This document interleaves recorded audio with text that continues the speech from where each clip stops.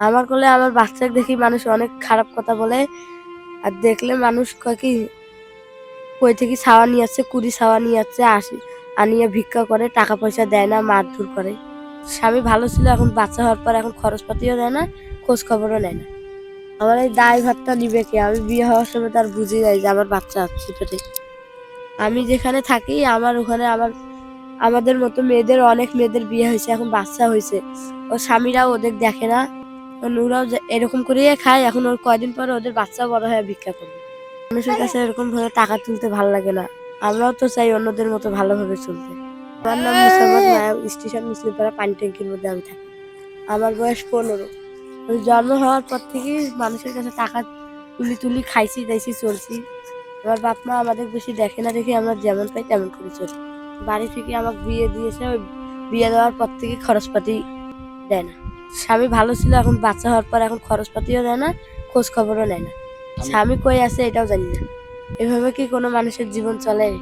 আমার জীবন যেভাবে হোক পার হয়েছে, এখন আমি চাই আমার বাচ্চার ভবিষ্যৎ। আমি যখন মানুষের কাছে টাকা তুলতে যাই, দেখি মানুষের বাচ্চা স্কুল যায়, আমার বাচ্চা আমার কোলে থাকে। তা আমাকে দেখলে কি কষ্ট লাগে না? আমার স্বামী বাসার মধ্যে আসে না, ফোন দিলে ফোন ধরে না, ধরলে রাগ হয়, কিসের জন্য ফোন দিছিস, ফোন থো। আমি চাই আমার বাচ্চা ওদের মতো স্কুলে যায়। ওর বাপ নাই, ওর কেউ নাই, 2 দিন পরে ওইও আমার মতো টাকা তুলবে। আমার পরিবারটা এইভাবে চলতেছে, বাকি যারা আসবে এইভাবে কি চলবে? আমরাও তো চাই অন্যদের মতো ভালোভাবে চলতে। মানুষের কাছে এরকম ভাবে টাকা তুলতে ভালো লাগে না, আমাদেরকে কষ্ট লাগে, মানুষ দিতেও চায় না। আমার কোলে আমার বাচ্চাকে দেখি মানুষ অনেক খারাপ কথা বলে। আর দেখলে মানুষ কয় কি, কই থেকে ছাওয়া নিয়ে আসছে, কুড়ি ছাওয়া নিয়ে আসছে, আনিয়ে ভিক্ষা করে, টাকা পয়সা দেয় না, মারধর করে। নিজে খাইতে চলতে পারি না, এখন বাচ্চাটা হয়েছে, বাচ্চার অসুখ কুসুখ হইলে ওষুধ নেওয়ার টাকা পয়সা থাকে না, বাপ মাও নাই, বাপ নাই, কিভাবে ওষুধ নিবে? তার মতো কোনো মানুষও নাই দুনিয়াত। কি আমাদের জন্ম হওয়াটাই কি অপরাধ? আমি যেখানে থাকি আমার ওখানে আমাদের মতো মেয়েদের, অনেক মেয়েদের বিয়ে হয়েছে, এখন বাচ্চা হয়েছে। ওর স্বামীরাও ওদের দেখে না, ওরাও এরকম করিয়ে খায়। এখন ওর কয়দিন পরে ওদের বাচ্চা বড় হয়ে ভিক্ষা করবে। মানুষের কাছে যে 10-5 টাকা তুলি, ওই 10-5 টাকা দিয়ে আমার বাচ্চার জন্য আমি খাবার নিয়ে আসি। আমি নিজে খাই না, তাও আমার বাচ্চার পেট ভরে। এই বাচ্চার জন্য এখন আমাকে সবকিছু করা লাগতেছে।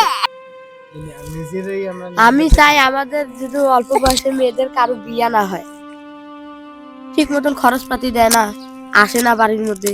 আমার স্বামী বাসার মধ্যে আসে না, ফোন দিলে ফোন ধরে না, ধরলে রাগ হয়, কিসের জন্য ফোন দিছিস, ফোন থো। কি কোনো মানুষের জীবন হইতে পারে? আমরাও তো চাই ভালোভাবে চলতে, আমরাও তো চাই ভালোভাবে বাঁচতে। এখন আমি করতেছি, আমার বাচ্চাও তো আর 2 দিন পর করবে। তা আমার বিয়ে হইলো কেন, আমার বাচ্চা হইলো কেন?